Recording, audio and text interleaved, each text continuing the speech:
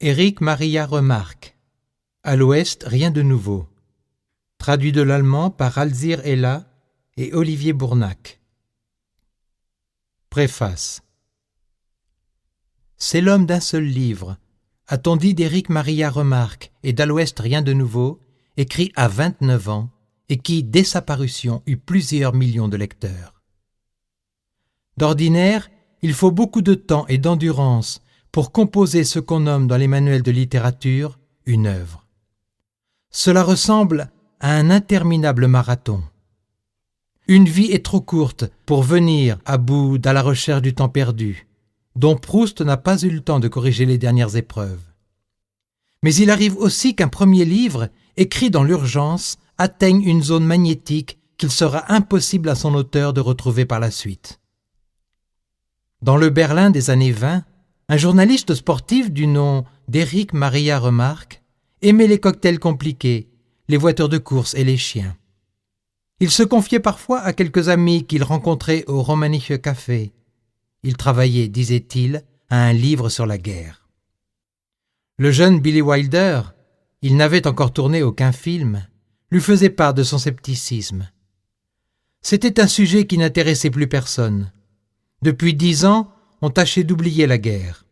Il ne trouverait pas d'éditeur. Et puis, il en était paru beaucoup de livres sur la guerre.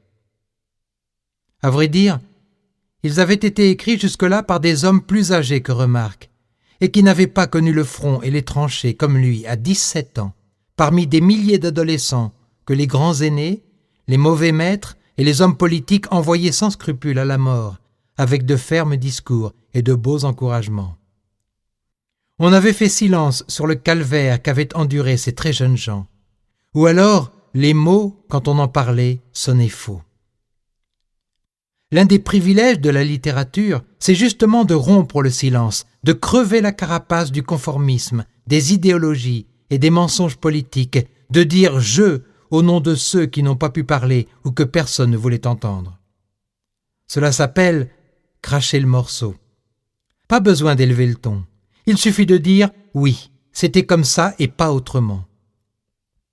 À l'Ouest, rien de nouveau, tire sa force d'être écrit à la première personne. Remarque y a mis beaucoup de lui-même, de son enfance, de ses parents, de la petite ville de sa naissance, de ses malheureux camarades des tranchées, de sorte qu'il ne s'agit pas d'un roman. Une voix nous parle de très près, dans la plus déchirante intimité, une voix calme et précise. Cette voix, j'en avais retrouvé des accents à la lecture d'autres livres, Voyage au bout de la nuit, Solitude de la pitié, Cavalerie rouge, L'adieu aux armes, La garde blanche, La marche de Radetzky. C'était chaque fois la même intimité et la même émotion. La phrase d'Éric Maria Remarque est brève, sans incidente, sans adjectif. Elle va droit au nerf, comme celle des livres cités plus haut. Au milieu de cette horreur quotidienne qu'il décrit d'un ton égal, il y a parfois une note sentimentale, la douceur d'une élégie, une échappée vers le ciel, un instant de bonheur que l'on vit en fraude. Tout le livre est au présent de l'indicatif, plus de passé ni d'avenir pour ces très jeunes gens, ces enfants. Quand on leur accorde quelques jours de permission, ils se sentent étrangers parmi leurs proches et ils doivent leur mentir pour ne pas les effrayer. Une cassure s'est produite chez eux, avant même que la vie ait pu tenir ses promesses. Il a été dit un peu trop vite qu'Éric Maria Remarque était l'homme d'un seul livre. Je crois simplement qu'À l'Ouest, rien de nouveau, projette sur les romans qu'il écrivit par la suite une lumière blanche et spectrale qui les décolore, mais leur donne aussi une force singulière comme un paysage de ruines. Après le choc de la Première Guerre, Remarque connut celui de l'exil dès l'arrivée d'Hitler au pouvoir, et les livres qui suivirent, À l'Ouest, rien de nouveau, furent des romans de l'exil, ce qui accentua encore leur caractère fantomatique et leur mélancolie, celle qui baigne Arc de Triomphe, où il évoque un amour sans avenir, l'été 1939, dans un Paris crépusculaire, qui est déjà celui de l'occupation. Plus tard, quand il revint dans l'Allemagne des années 50, il se sentit dans son ancienne patrie un somnambule parmi d'autres somnambules. Promenade en ville, le soir, Kurfürstendamm, comme sous l'eau, des êtres totalement étrangers, des zombies. Tout se passe comme dans une espèce de rêve, comme si tout cela n'était pas réel, un vide attentif, un vide opaque. Mais la blessure initiale, elle se trouve dans À l'Ouest, rien de nouveau. Je me souviens que je lisais ce livre au collège, dans les années de la guerre d'Algérie. La guerre? Certaines pages de remarques m'avaient si fort impressionné que le choix me paraissait simple et se résumait en un seul mot: désertion. Nous hésitons à relire les livres qui nous ont frappés dans notre enfance et notre extrême jeunesse. Par fidélité pour eux, nous craignons de ne pas éprouver le même coup de foudre qu'autrefois, à cause de l'âge. J'ai relu À l'Ouest, rien de nouveau, et j'ai retrouvé des phrases qui étaient demeurées dans ma mémoire aussi vives que du radium. Nous avons tant de choses à nous dire, mais nous ne le pourrons jamais. Et puis, nous sommes délaissés comme des enfants et expérimentés comme de vieilles gens. Nous sommes grossiers, tristes et superficiels. Je crois que nous sommes perdus. Patrick Modiano. Ce livre n'est pas une accusation, ni une profession de foi. Il essaie seulement de dire ce qu'a été une génération brisée par la guerre, même quand elle a échappé à ses obus. Éric Maria Remarque. Chapitre 1. Nous sommes à 9 kilomètres en arrière du front. On nous a relevés hier. Maintenant, nous avons le ventre plein de haricots blancs avec de la viande de bœuf et nous sommes rassasiés et contents. Même, chacun a pu encore remplir sa gamelle pour ce soir. Il y a en outre double portion de saucisses et de pain, c'est une affaire. Pareille chose ne nous est pas arrivée depuis longtemps. Le cuistot, avec sa rouge tête de tomate, va jusque nous offrir lui-même ses vivres. À chaque passant, il fait signe avec sa cuillère et lui donne une bonne tapée de nourriture. Il est tout désespéré parce qu'il ne sait pas comment il pourra vider à fond son canon à rata. Tjaden et Müller ont déniché des cuvettes et ils s'en font fait mettre jusqu'au bord comme réserve. Tjaden agit ainsi par boulimie, Müller par prévoyance. Où Tjaden fourre tout cela? C'est une énigme pour tout le monde. Il est et reste plat comme un hareng maigre. Mais le plus fameux, c'est qu'il y a eu aussi double ration de tabac. Pour chacun, 10 cigares, 20 cigarettes et 2 carottes à chiquer. C'est très raisonnable. J'ai troqué avec Kaczynski mon tabac à chiquer pour ses cigarettes. Cela m'en fait 40. Ça suffira bien pour une journée. À vrai dire, toute cette distribution ne nous était pas destinée. Les Prussiens ne sont pas si généreux que ça. Nous la devons simplement à une erreur. Il y a 15 jours, nous sommes montés en première ligne pour relever les camarades. Notre secteur était assez calme et par conséquent, le fourrier avait reçu pour le jour de notre retour la quantité normale de vivres et il avait préparé tout ce qu'il fallait pour les 150 hommes de la compagnie. Or, précisément, le dernier jour, il y a eu chez nous un marmitage exceptionnel. L'artillerie lourde anglaise pilonnait sans arrêt notre position, de sorte que nous avons eu de fortes pertes et que nous ne sommes revenus que 80. Nous étions rentrés de nuit et nous avions fait aussitôt notre trou pour pouvoir enfin une bonne fois dormir convenablement. Car Kaczynski a raison, la guerre ne serait pas trop insupportable si seulement on pouvait dormir davantage. Le sommeil qu'on prend en première ligne ne compte pas, et 15 jours chaque fois, c'est long. Il était déjà midi lorsque les premiers d'entre nous se glissèrent hors des baraquements. Une demi-heure plus tard, chacun avait pris sa gamelle, et nous nous groupâmes devant la Mari Rata, à l'odeur grasse et nourrissante. En tête, naturellement, étaient les plus affamés, le petit Albert Kropp, qui de nous tous a les idées les plus claires, et c'est pour cela qu'il est déjà soldat de première classe. Müller, numéro 5, qui traîne encore avec lui des livres de classe et rêve d'un examen de repêchage, au milieu d'un bombardement, il pioche des théorèmes de physique. Lehr, qui porte toute sa barbe et qui a une grande prédilection pour les filles des bordels d'officiers, il affirme sous serment qu'elles sont obligées par ordre du commandement de porter des chemises de soie et pour les visiteurs à partir de capitaine de prendre un bain préalable. Le 4e, c'est moi, Paul Boehmer. Tous 4 âgés de 19 ans, tous 4 sortis de la même classe pour aller à la guerre. Tout derrière nous, nos amis. Tjaden, maigre serrurier du même âge que nous, le plus grand bouffeur de la compagnie. Il s'assied pour manger, mince comme une allumette, et il se relève gros comme une punaise enceinte. Haivestus, 19 ans aussi, ouvrier tourbier, qui peut facilement prendre dans sa main un pain de munitions et dire « Devinez ce que je tiens là ?» Detering, paysan qui ne pense qu'à sa ferme et à sa femme. Et enfin, Stanislas Kaczynski, la tête de notre groupe, dur, rusé, roublard, âgé de 40 ans, avec un visage terreux, des yeux bleus, des épaules tombantes et un flair merveilleux pour découvrir le danger, la bonne nourriture et de beaux endroits où s'embusquer. Notre groupe formait la tête du serpent qui se déroulait devant le canon à rata. Nous nous impatientions, car le cuistot était encore là, immobile, et attendait ingénument. Enfin, Kaczynski lui cria « Allons, ouvre ta cave à bouillon, Henri, on voit pourtant que les faillots sont cuits. » L'autre secoua la tête d'un air endormi. « Il faut d'abord que tout le monde soit là. » Tjaden ricana. « Mais nous sommes tous là. » Le caporal cuisinier ne s'était encore aperçu de rien. « Oui, vous ne demanderiez pas mieux. Où sont donc les autres ? » « Ce n'est pas toi qui les nourriras aujourd'hui. Ambulance et fosse commune. » Le cuistot fut comme assommé lorsqu'il apprit les faits. Il chancela. « Et moi qui ai cuisiné pour 150 hommes !» Kropp lui donna une bourrade. « Eh bien, pour une fois, nous mangerons à notre faim. Allons, commence !» Mais soudain, Tjaden eut une illumination.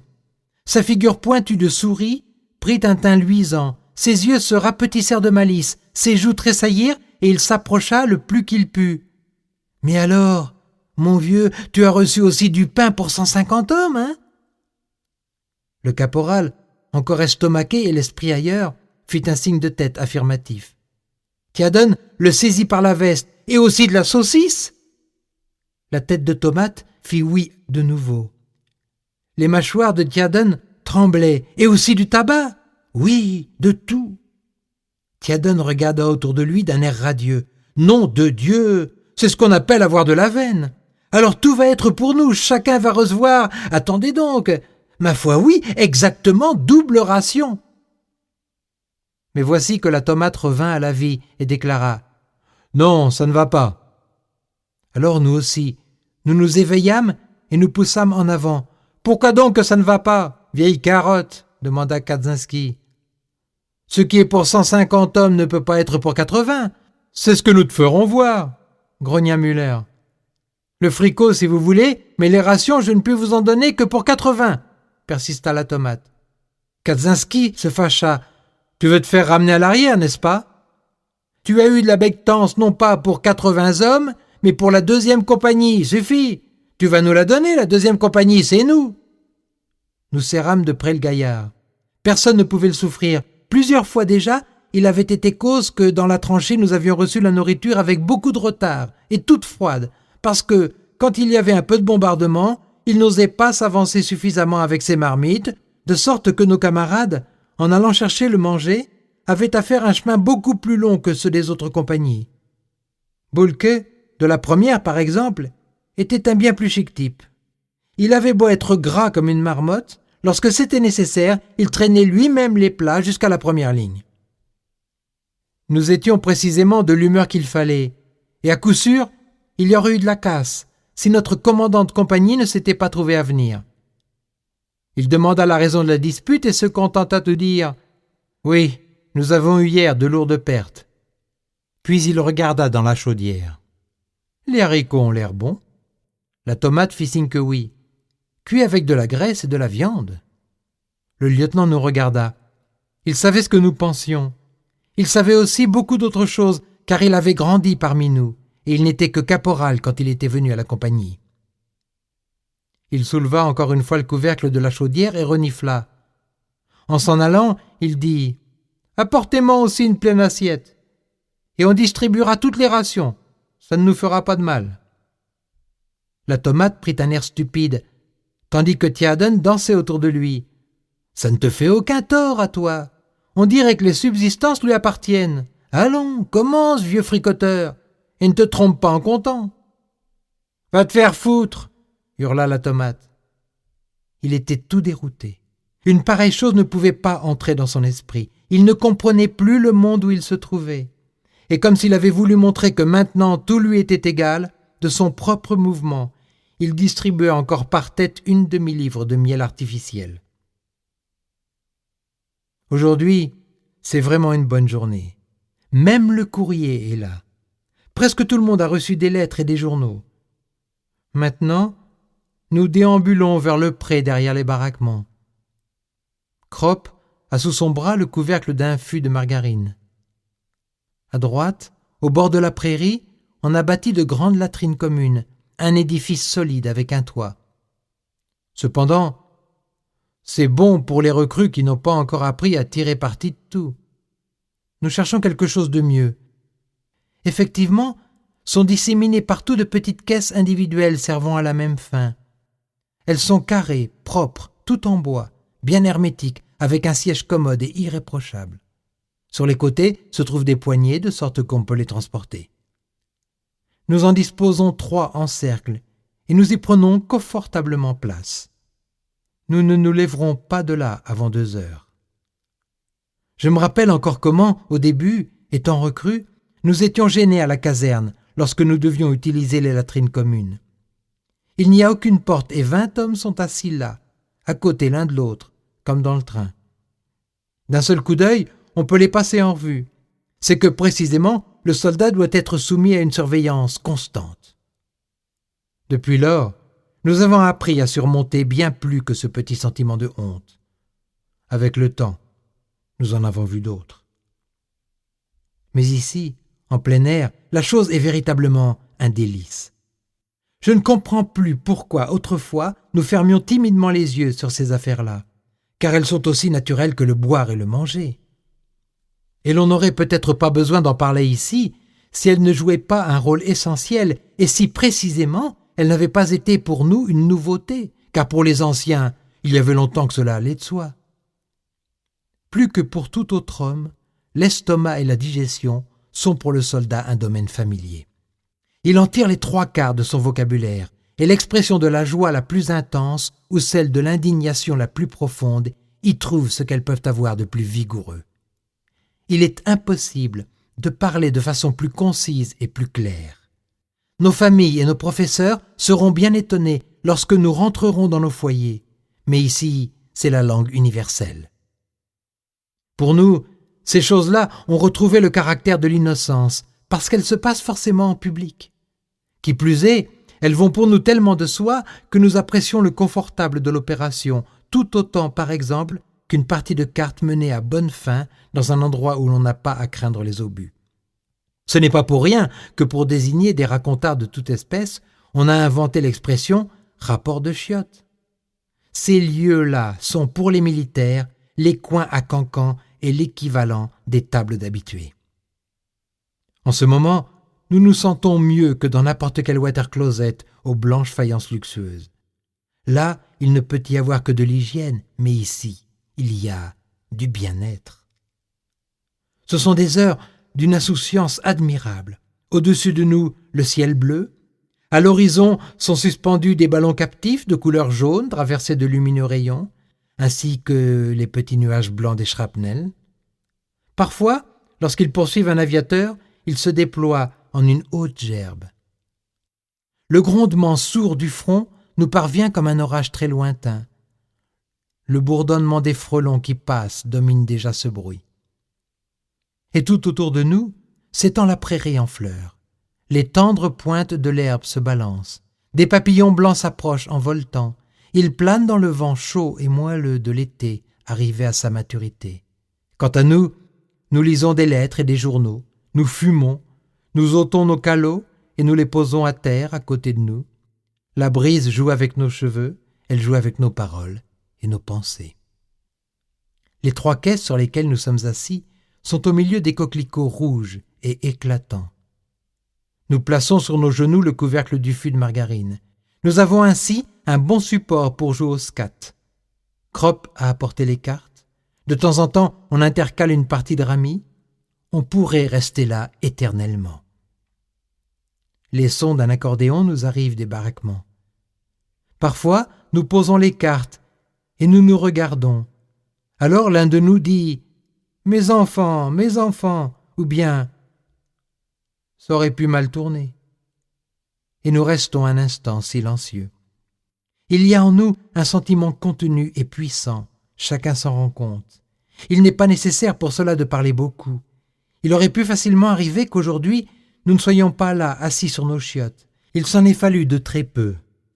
Et c'est pourquoi tout est, pour nous, fort et nouveau. Les rouges coquelicots et le bon repas, les cigarettes et le vent d'été. Crop demande « Quelqu'un a revu Kemmerich ? » « Il est à Saint-Joseph, dis-je. » Müller indique qu'il a eu le haut de la cuisse traversé, ce qui est un bon motif pour aller faire un tour au pays. Nous décidâmes d'aller le voir l'après-midi. Crop sort une lettre de sa poche. « J'ai à vous saluer de la part de Cantorek. » Nous rions. Müller jette sa cigarette et dit « Je voudrais qu'il soit ici, celui-là. » Cantorek était notre professeur, un petit homme sévère, vêtu d'un habit gris à basque, avec une tête de musaraigne. Il avait à peu près la même taille que le caporal Himmelstoss, la terreur du Klosterberg. Il est d'ailleurs comique que le malheur du monde vienne si souvent de gens de petite taille. Ils sont beaucoup plus énergiques et insupportables que les personnes de haute stature.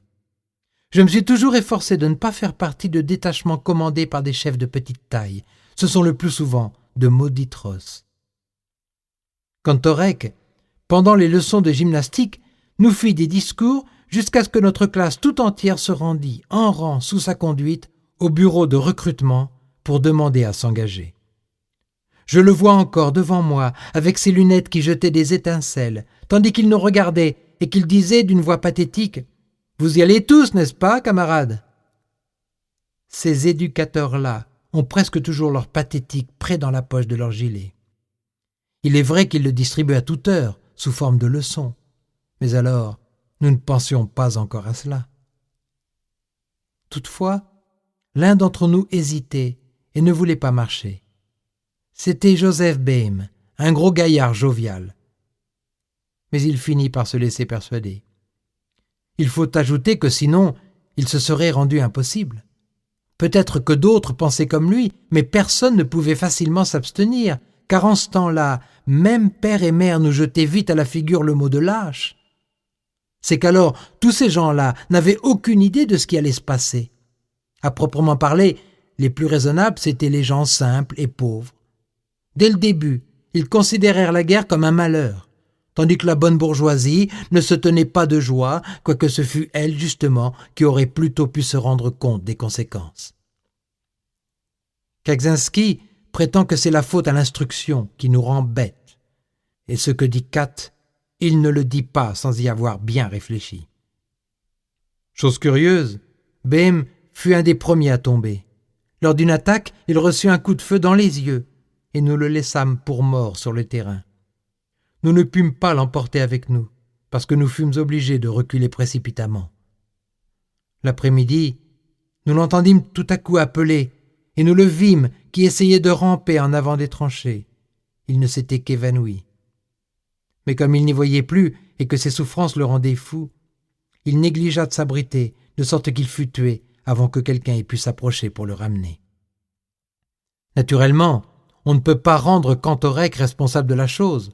Autrement, que deviendrait le monde si l'on voyait là une culpabilité ?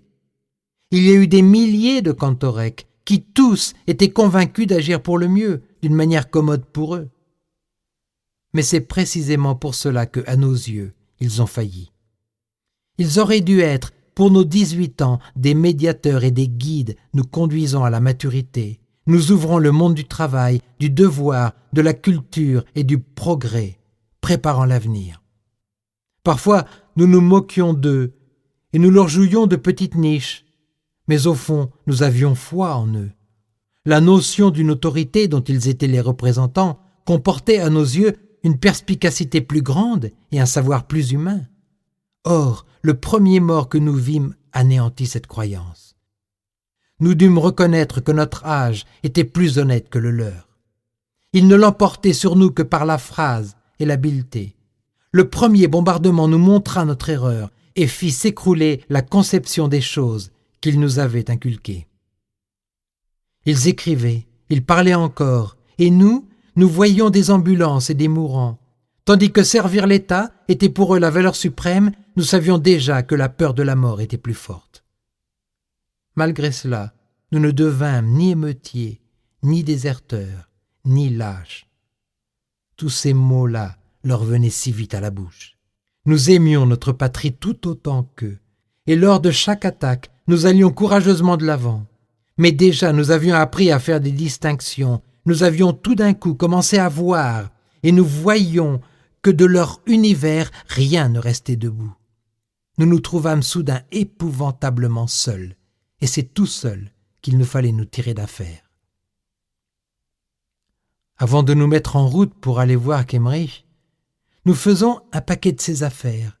Elles pourront lui être utiles en chemin. À l'ambulance, il y a beaucoup de mouvements. Comme toujours, on y sent le phénol, la pourriture et la sueur. Dans les baraquements, on est habitué à beaucoup de choses, mais ici, malgré tout, il y a de quoi défaillir. Nous demandons en plusieurs endroits où est Kemmerich. Il est couché dans une salle et il nous reçoit avec une faible expression de joie et d'impuissante agitation. Tandis qu'il avait perdu connaissance, on lui a volé sa montre. Müller secoue la tête. « Je t'ai toujours dit qu'on n'emporte pas avec soi une si belle montre. » Müller est un peu lourdeau et chicanier. Autrement il se tairait, car il est évident que Kemmerich ne sortira plus vivant de cette salle. Il importe peu qu'il retrouve sa montre. Tout au plus pourrait-on l'envoyer à sa famille. « Comment vas-tu, Franz ?» demande Kropp. Kemmerich baisse la tête. « Ça va. Il y a simplement que j'ai aux pieds de maudites douleurs. » Nous regardons son lit. Sa jambe est étendue sous un arceau de fil de fer sur lequel la couverture forme voûte. Je donne à Müller un petit coup dans le tibia, car il serait capable de dire à Kemmerich ce que les infirmiers nous ont déjà appris dehors. Kemmerich n'a plus de pied. On lui a amputé la jambe. Il a une mine épouvantable, à la fois jaune et couleur de cendre. Sur sa figure se dessinent ces lignes étrangères que nous connaissons si bien pour les avoir vues 100 fois. À vrai dire, ce ne sont pas des lignes, ce sont plutôt des indices. En dessous de la peau, la vie ne bat plus. Elle est déjà reléguée aux limites du corps. La mort travaille l'intérieur de l'organisme et elle règne déjà dans les yeux. Voilà ce qu'est devenu notre camarade Kemmerich, qui, il y a peu, faisait rôtir avec nous de la viande de cheval, et avec nous aussi, se recroqueviller dans l'entonnoir. C'est lui encore, et pourtant ce n'est plus lui. Son image est effacée et incertaine, comme une plaque photographique avec laquelle on a fait 2 prises. Même sa voix a quelque chose de la mort.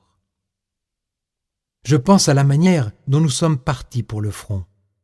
Sa mère, une bonne grosse femme, l'accompagnait à la gare. Elle pleurait sans discontinuer. Son visage en était tout gonflé et boursouflé. Kemmerich en avait un peu honte, car elle manquait complètement de contenance, et littéralement, elle fondait en graisse et en eau. Avec cela, elle avait jeté son dévolu sur moi, et elle me prenait à chaque instant le bras en me suppliant de veiller sur Franz quand nous serions au front. La vérité, c'est qu'il avait aussi une figure d'enfant, et des os si délicats qu'après avoir porté le sac pendant 4 semaines, il avait déjà les pieds plats. Mais comment, à la guerre, veiller sur quelqu'un ? « Tu vas maintenant aller chez toi, » dit Kropp. « Tu aurais eu encore 3 ou 4 mois à attendre, pour le moins, avant d'avoir une permission. » Kemmerich fait signe que oui. J'ai de la peine à regarder ses mains. On dirait de la cire. Sous les ongles est incrustée la crasse des tranchées. Elle est d'un noir bleuâtre comme du poison.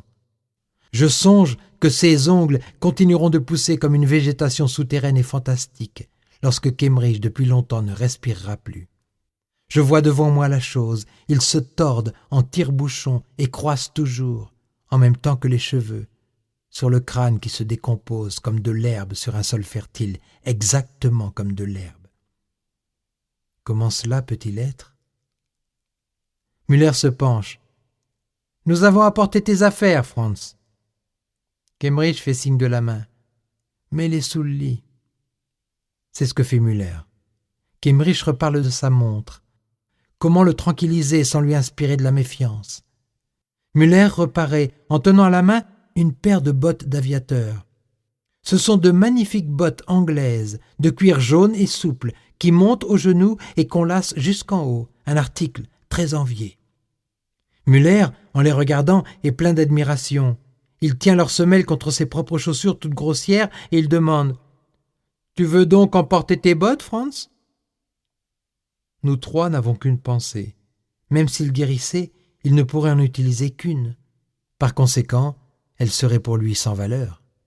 Et de toute façon, maintenant c'est malheureux qu'elle reste ici, car les infirmiers, naturellement, les chaufferont dès qu'il sera mort. Müller poursuit. « Tu ne les laisses pas ici ?»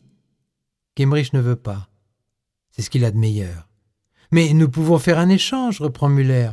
Ici, au front, cela peut servir. » Kemerich ne veut rien entendre. Je touche Müller du pied. Alors, en hésitant, il replace sous le lit les belles bottes. Nous parlons encore un peu, puis nous disons adieu à notre camarade. « Porte-toi bien, Franz. » Je lui promets de revenir le lendemain. Müller parle d'en faire autant. Il pense aux bottes et il veut les surveiller. Kemerich soupire. Il a de la fièvre. Dehors, nous arrêtons un infirmier et nous lui demandons de faire une piqûre au blessé. Il refuse. Si nous voulions donner de la morphine à tout le monde, il nous en faudrait des barriques. Tu n'es sans doute là que pour les officiers, dit Krupp d'un ton haineux. Vite, j'interviens et je commence par donner une cigarette à l'infirmier. Il la prend, puis je lui dis « Mais t'est-il permis d'ailleurs de faire une piqûre ?» Ma question le blesse. « Si vous ne le croyez pas, pourquoi me le demandez-vous » Je lui mets encore dans la main quelques cigarettes. « Fais-nous plaisir. »« Eh bien, soit, dit-il. Krupp le suit, car il n'a pas confiance et veut voir ce qu'il fera. Nous l'attendons dehors.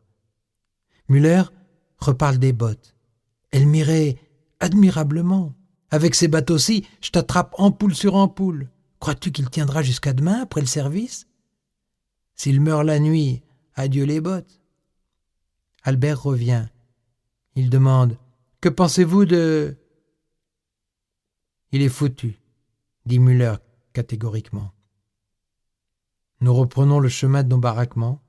Je songe à la lettre qu'il me faudra écrire demain à la mère de Kemerich. J'ai froid. Je voudrais boire un verre d'alcool. Müller arrache des brins d'herbe et se met à les mâcher. Soudain, le petit Krupp jette sa cigarette. Il trépigne sauvagement, regarde autour de lui, avec un visage bouleversé et décomposé, et bégaye « Merde de merde !» Nous continuons de marcher un long moment. Krupp s'est calmé. Nous connaissons ça. C'est ce que nous appelons l'accès de rage du front, chacun là à son tour. Müller lui demande « Que t'as donc écrit, Cantorek ?» L'autre rit en disant « Il m'a écrit que nous étions la jeunesse de fer. » Tous les trois nous rions aigrement. Krupp se répand en injures. Il est content de pouvoir parler. Ainsi, voilà ce qu'il pense. Voilà ce qu'il pense. Les 100 000 Cantorek, jeunesse de fer, jeunesse. Aucun de nous n'a plus de 20 ans. Mais quant à être jeune, quant à la jeunesse, tout cela est fini depuis longtemps. Nous sommes des vieux.